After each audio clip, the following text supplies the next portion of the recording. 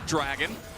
Again, They'd be comfortable to start this up because they can play for poke at range, having gotten control of this area.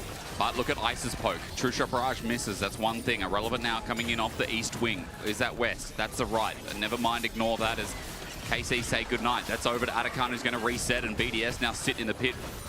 Just having priority themselves. Irrelevant always sitting off the side. No way to stop the call of the Forge God as we revisit for round 2. But KC have taken a bit of a brunt of damage. They need to wait for Yike to heal up. Again, though, KC now have to fall back, which means they're giving up that large area of control, so they have less room to get away from Irrelevant, and he knows it. He's going to call it in just a second. I feel like KC have to be so careful with how they approach this. Harris does get hit, though, so that's good. At least some of the poke landing, but call the Forge God now there, and in a choke. That's going to be trouble. It's onto Kalist as well. No chance!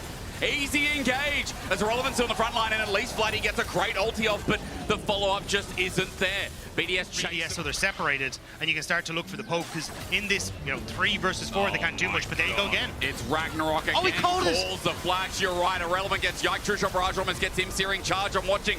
Irrelevant is taking on 3, while the rest of KC try to get the carries. Bellows breath, but Irrelevant walks it out. BDS try and start off first. But here's the thing, KC have already got presence on mid. They have Vladdy on a rotation on side. This is a much better setup for KC. We're going to just play for poke without just being caught in that one position. Soulflare doesn't hit though. Targamas into the fray. Bellows breath. Call the Forge God, as you said. Which direction?